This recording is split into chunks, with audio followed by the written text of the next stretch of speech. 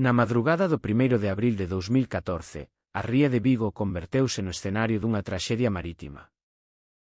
Ao sur das Illas Cíes, preto da bocana da ría, o arrastreiro Mar de Marín e o cargueiro Baltic Breeze cruzaron os seus rumbos.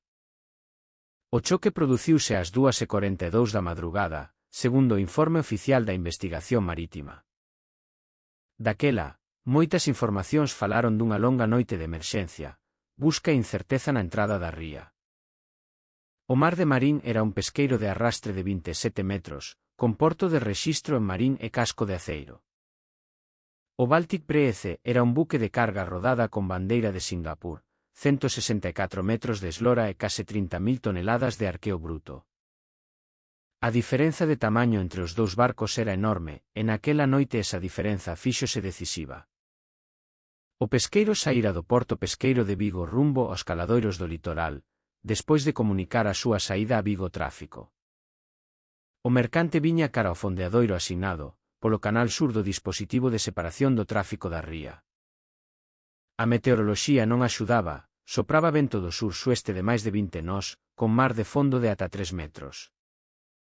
A visibilidade era boa, pero a noite, o movemento do mar e a presión da navegación facían máis difícil cada decisión. Pouco antes da colisión, desde o Mar de Marín avisouse de que había un mercante que parecía cruzarse no seu camiño.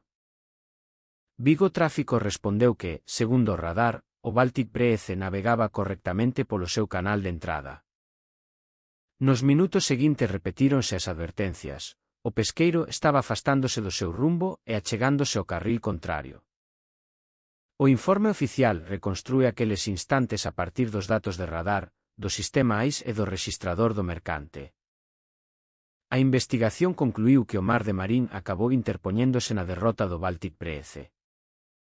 A proa do cargueiro golpeou o costado de estribor do pesqueiro e abriu unha vía de auga na zona da bodega. En poucos minutos, o arrastreiro afundiuse nun fondo de máis de 50 metros. 5 persoas lograron saír con vida, con golpes e síntomas de hipotermia, nunha noite na que cada segundo contaba. Outros 5 mariñeiros non volveron a porto: Carlos, Alejandro, Hassan, Manuel e Alexander.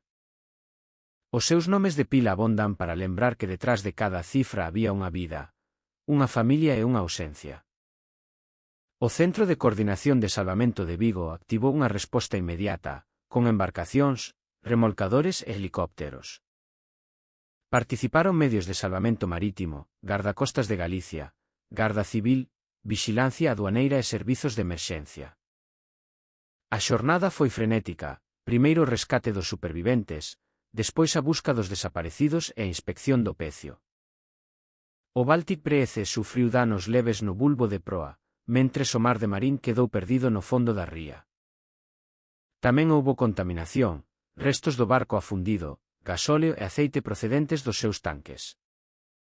Nos meses posteriores, a vía penal foi arquivada ao non apreciarse imprudencia penalmente relevante no capitán do mercante.